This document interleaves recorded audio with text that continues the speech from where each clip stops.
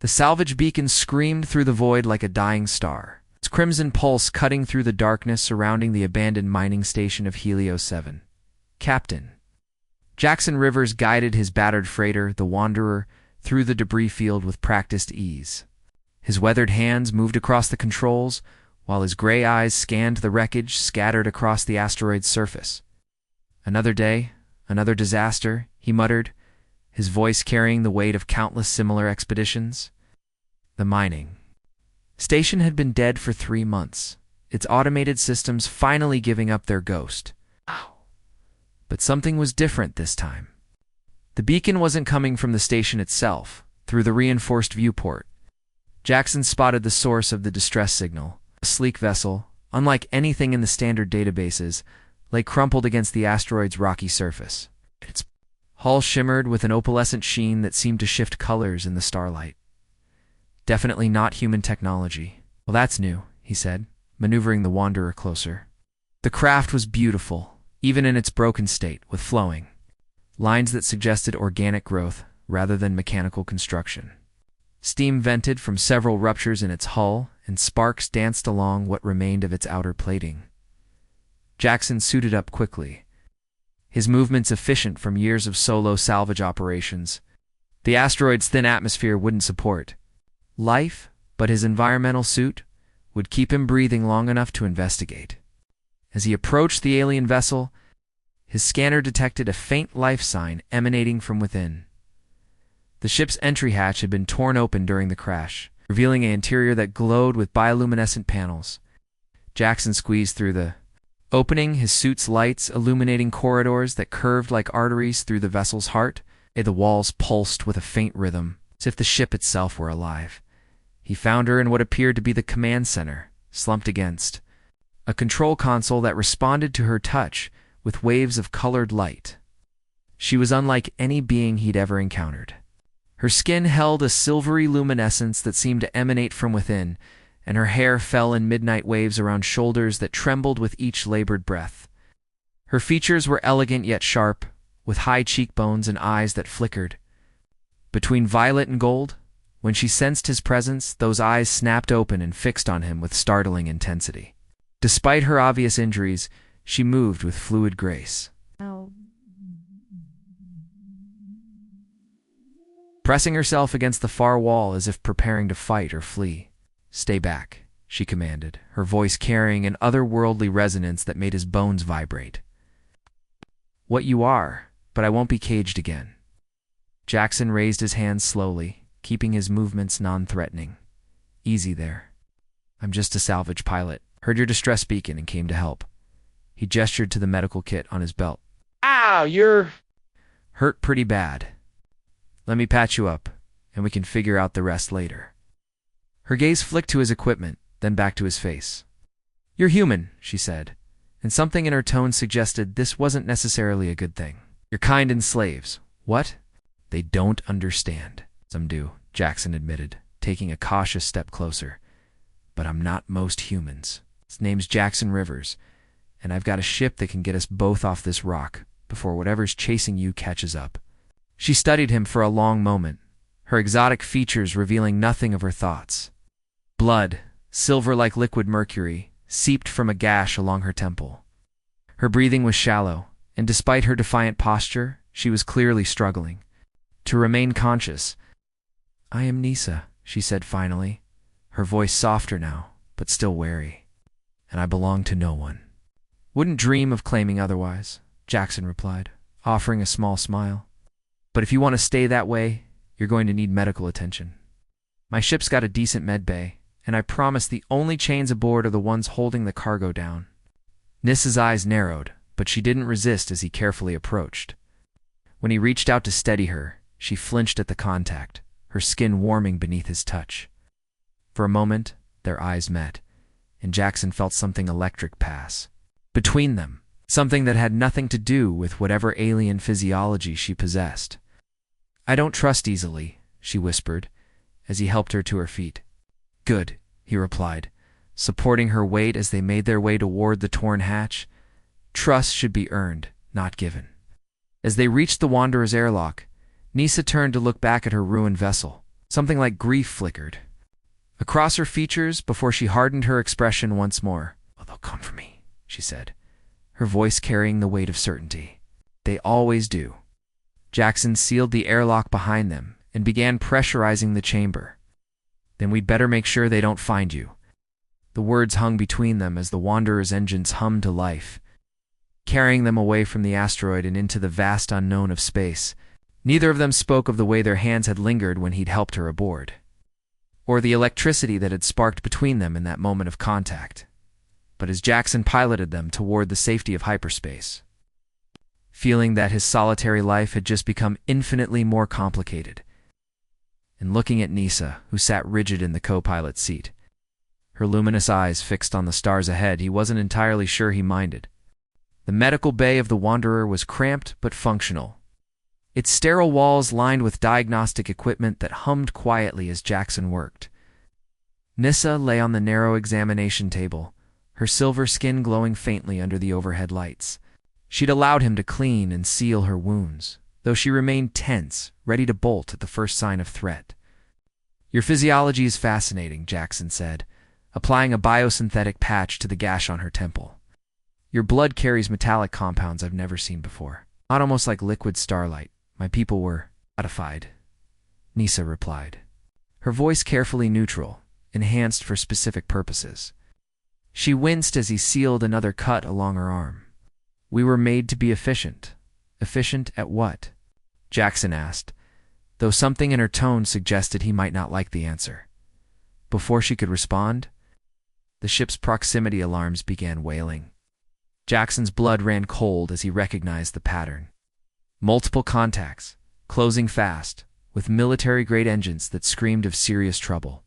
"They found us," Nisa said, sitting up despite his protests. Her earlier weakness seemed to evaporate as adrenaline flooded her system.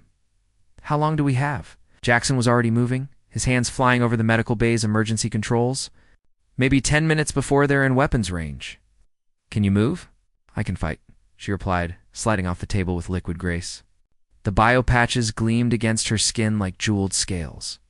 "But they won't want to destroy the ship. They need me alive."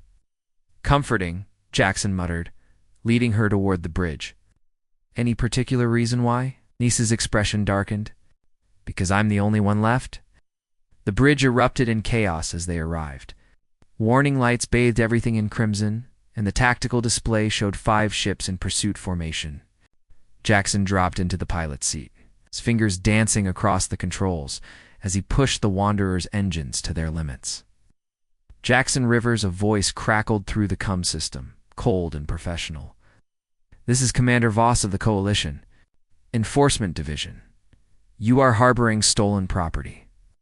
Surrender the asset, and you will be compensated for your cooperation." "Asset." Jackson glanced at Nissa, who had gone rigid beside him. "They're calling you property." "I told you," she said, her voice tight with barely controlled fury. "I belong to no one." Jackson keyed the comm. "Commander Voss, this is Captain Rivers. I've got a passenger aboard, not cargo. If you want to negotiate, you'll have to do better than calling her stolen property." "The Nithran designated X7 is military property of the Coalition," Voss replied. "She is dangerous, unstable, and programmed. For violence, return her immediately or face the consequences." Nissa's hands clenched into fists, and the lights around her began to flicker. "Nithran," she repeated, the word dripping with venom. "They named my people after their prison world." The ship shuddered as a warning shot blazed past the viewport. Jackson cursed and threw the Wanderer into a spiraling dive toward a nearby asteroid field. "Hold on," he called, but Nisa was already moving. She pressed herself against the bulkhead near the escape pods, her eyes scanning the tactical display. "They're herding us toward the asteroid field," she said. "It's not random. They want us trapped." "Then we don't go where they expect," Jackson replied, suddenly changing course. Instead of diving into the asteroids, he pulled up sharply, angling the Wanderer toward a dense nebula that glowed purple in the distance. "The radiation will mask our signature," Nisa said, understanding his plan immediately. "But it will also damage our systems." "Better than being captured," Jackson said, pushing the engines harder. The ship groaned in protest as they entered the nebula's outer edge, but the pursuing vessels fell back, their sensors blinded by the charged particles. In the sudden quiet, Jackson became acutely aware of Nisa's presence beside him. She was close enough that he could feel the warmth radiating from her skin, smell the strange, sweet scent that clung to her hair. When she turned to look at him, her eyes held a mixture of gratitude and something deeper. "Why are you helping?" "Me?" she asked, her voice barely above a whisper. "You don't know what I am, what I was created to do." "I know you're not property," Jackson replied, his eyes meeting hers. "I know you're running from people who want to put you in a cage. It's enough for me." For a moment, the space between them seemed to crackle with tension. Nisa's lips parted slightly, and Jackson found himself leaning closer, drawn by something he couldn't name. Her hand rose to touch his cheek, her fingers cool against his skin.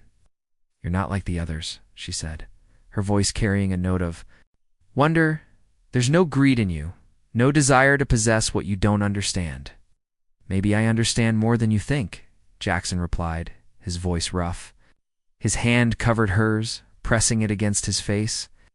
"Maybe I recognize someone else who's been running from the past." The ship's systems chose that moment to protest their passage through the nebula, sparks flying from overloaded conduits. The moment broke, but something had shifted between them. As they worked together to stabilize the ship, their hands brushed. Their eyes met, and each touch seemed to carry the weight of possibility. "The nebula won't hide us forever," Nisa said, her professional demeanor returning, even as her eyes lingered on his face. "They'll find another way to track us." "Then we keep running," Jackson said, making course adjustments. "At least until we figure out a better plan." Nisa nodded, but her expression was troubled. "You don't understand what you're getting into. The Coalition doesn't give up. They'll hunt us across the galaxy if they have to." "Let them try," Jackson said, his jaw set with determination. "I've been running from one thing or another my whole life. At least this time, I'm not running alone." As the Wanderer limped through the nebula's heart, its hull scarred but intact, neither of them spoke of the moment they'd almost kissed. But in the charged silence that followed, both knew that something irreversible had begun. The hidden station orbited a dying star, its skeletal framework barely visible against the crimson glow of the stellar remnant. Jackson had discovered it years ago during a salvage run gone wrong, and it had served as his sanctuary ever since. Now, as the Wanderer limped into its docking bay, he hoped it would provide the same refuge for Nisa. "It's not much," he said, helping her down from the ship. The station's artificial gravity was weak, making their movements seem to float rather than walk. "But it's off the charts, and the radiation from the star masks most sensor scans." Moved through the cramped living quarters with fluid grace, her luminous skin providing the only light in the dimly lit space. "It's peaceful," she said, and for the first time since he'd found her, she seemed to relax slightly. "I haven't felt peace in longer than I can remember." They'd been running for 3 days, playing a deadly game of cat and mouse with Commander Voss and his fleet. The Wanderer bore the scars of their narrow escapes, but they were alive, and for now, that was enough. "Tell me about your people," Jackson said, settling onto the worn couch across from where she stood. "The real story, not the Coalition propaganda."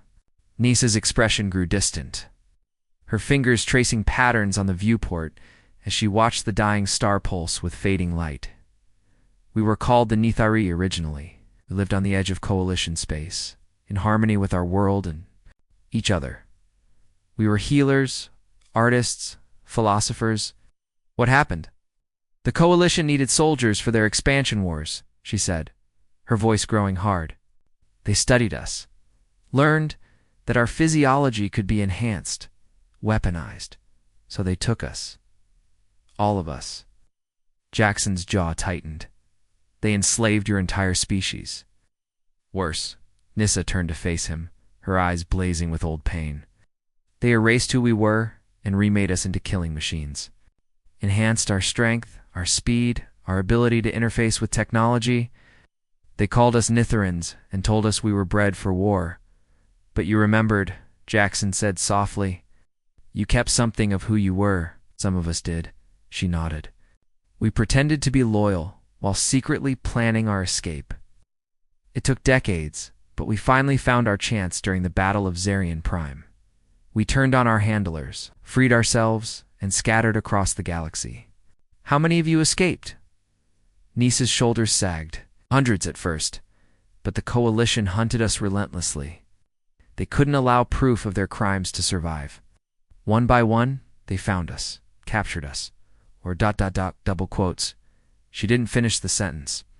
And now you're the only one left, Jackson said, understanding flooding through him. As far as I know, she whispered. I've been running for 15 years, hiding on the fringes of civilized space, till my ship failed me and I crashed on that asteroid. The silence stretched between them, heavy with the weight of her revelation. Jackson stood and moved to her side, his hand finding hers. Her skin was warm, almost feverish, and he could feel a faint vibration beneath the surface, like electricity barely contained. I'm sorry, he said, his voice rough with emotion. Ow.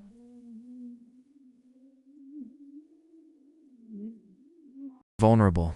Do you know what the cruelest part is? They didn't just take our bodies and minds. They took our ability to connect with others, the modifications they made. They changed how we bond, how we love. What do you mean?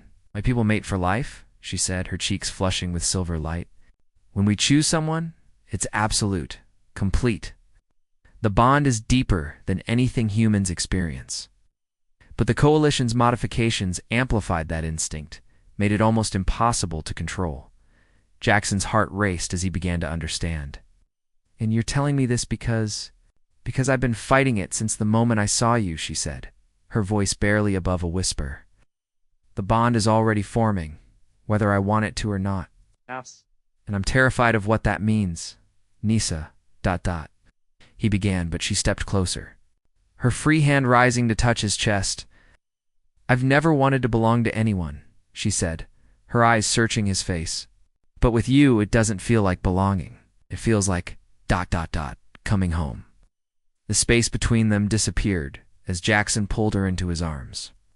Their lips met with desperate hunger, months of loneliness and fear melting away in the heat of contact. Nisa's body seemed to come alive against his, her skin glowing brighter as passion overwhelmed her careful control. Are you sure? He asked, his voice rough against her ear as they broke apart. I've never been sure of anything, she replied, her hands already working at the fastenings of his jacket. But I'm tired of running from what I feel. They moved together toward the small bedroom, their hands exploring, their mouths finding each other again and again. When they finally came together, it was with the intensity of two souls recognizing their other half. Nisa's modifications made her incredibly responsive, her body seeming to anticipate his every touch, while the depth of her emotions, freed from the constraints she'd placed on them, overwhelmed them both. Afterward, they lay entwined in the narrow bed, Nisa's head on his chest, her skin still glowing faintly in the darkness. Her breathing was slow and steady, more relaxed than he'd ever seen her. The bond is complete, she said softly, her fingers tracing circles on his skin. I can feel you inside my mind, your emotions mixing with mine. Are you afraid? Jackson considered the question, examining the new sensations flowing through him. He could indeed feel something different, a connection that went deeper than physical attraction. Should I be? Most beings would be, she said, lifting her head to look at him. It's irreversible. We're linked now, for life. If one of us dies, the other will feel it like losing half their soul. Then I guess we'll have to make sure we both stay alive, he said, pulling her closer. I've been alone for so long, I'd forgotten what it felt like to have someone who truly understood me. Oh. Coalition will never stop hunting us, she warned, though her voice lacked its earlier tension. They'll see our bond as a weakness to exploit. Let them come, Jackson said, his voice hardening with resolve. They want to treat you like property? They'll learn what it means to threaten something precious to me? Nisa smiled, the first genuine smile he'd seen from her. I think I chose well, she said, settling back against his chest. My warrior. As they drifted toward sleep, the dying star outside painted their sanctuary in shades of red and gold. And for the first time in years, neither of them felt the need to watch the shadows for enemies. They had found something worth fighting for, and together they would face whatever came next.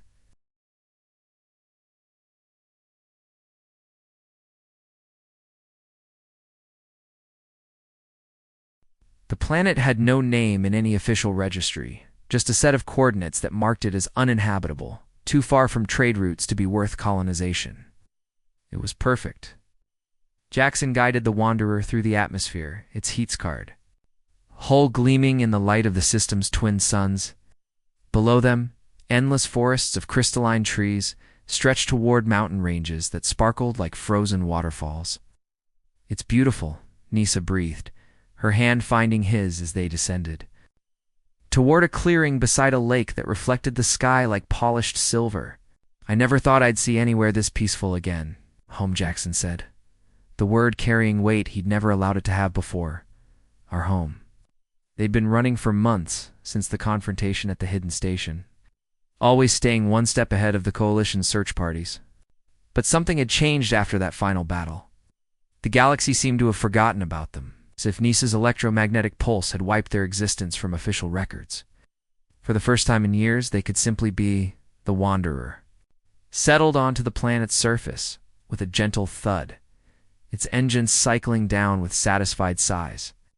Through the viewports, they could see the local wildlife emerging from the crystal forests, creatures that seemed to be made of living gemstones, their forms shifting between solid and translucent as they moved. "They're not afraid," Nissa observed, watching a herd of what looked like deer made of amber and light grays near the lake's edge. "They've never seen anything like us before." "Neither have I," Jackson replied, turning to look at her. "To seen anything like you, I mean," she smiled, the expression transforming her face from beautiful to radiant. "Flatterer," she said, but there was no mockery in her voice now, only warmth. "Help me unload our supplies. I want to build our shelter before the sun set." They worked together through the afternoon, their bond making them almost telepathic in their cooperation. Jackson would reach for a tool just as Nissa handed it to him, and she would brace a support beam a split second before he needed it secured. The shelter that took shape under their hands was more than just a temporary structure. It was a declaration of permanence, a promise that they were done running. As the twin suns began to set, painting the sky in shades of gold and crimson, they sat together on the porch of their new home, watching the crystal forest come alive with bioluminescent flowers that bloomed only in darkness. "Do you ever regret it?" Nissa asked, her head resting on his shoulder. "Giving up your old life for this?" Jackson considered the question, thinking of his years of solitude, of the endless cycle of salvage runs and empty nights. "I never had a life before," he said finally. "I had an existence, a routine, a way of passing time. But this is living." "I used to dream about this," she admitted, her fingers tracing patterns on his chest. "When I was still a prisoner, still pretending to be their weapon, I would close my eyes and imagine a place where I could just be myself, a place where no one would try to use me or cage me or turn me into something I wasn't. And now I have it," she said, lifting her head to look at him. "Not just the place, but the person to share it with. Do you know what that means to someone like me?" "Tell me," he said, his voice soft. "My people believe that the universe is vast and cold, and mostly empty," she explained, her eyes reflecting the starlight. "Yet occasionally, very rarely, too, souls will find each other across all that distance and darkness. When that happens, they become something greater than either could be alone. They become complete. And you think that's what we are?" "I know it is," she said, her voice filled with quiet certainty. "I've carried a void inside me for so long, I'd forgotten what it felt like to be whole. But when I'm with you, when I feel your emotions mixing with mine through our bond, I remember what it means to be truly alive." Jackson pulled her closer, marveling at the way her skin seemed to glow in the darkness, as if she were a star that had chosen to take human form. "I love you," he said, the words coming easier than he'd expected. "Not just because of the bond, but because of who you are. Your strength, your courage, your refusal to give up even when everything seemed hopeless. I love you too," she replied, her voice thick with emotion. And I choose you not because of biological programming or species imperatives, but because you see me as a person, not a weapon or a prize to be won. They made love again that night, on the bed they'd built together in the home they'd carved from the wilderness. But this time, it was different from their desperate coupling on the hidden station. This was a celebration, a claiming, a promise, spoken in the language of skin and breath and whispered amnix. Afterward, as they lay wrapped in each other's arms, Nisa spoke the words that would bind them together forever in the traditions of her people. They were in her native tongue, the language of the Netheri that the Coalition had tried so hard to erase, but somehow Jackson understood every syllable. I am yours, she said, her voice carrying the weight of ritual and reverence. As you are, mine, 2 souls, 1 heart, 1 future. In this life and whatever comes after. Forever, he agreed, sealing the vow with a kiss that tasted of starlight and promises. Outside their shelter, the crystal forest sang with the voices of 1,000 different creatures, a symphony of life that welcomed them home. And as the twin suns rose again, painting their world in shades of hope and possibility, Jackson and Nisa faced their first day as true partners, bound not by circumstance or desperation, but by love. The galaxy might continue to spin around them, full of conflict and cruelty and the endless hunger for power. But here, in this hidden corner of the universe, he had found something the Coalition could never take from them, a place where they belonged, and each other to share it with. Future stretch.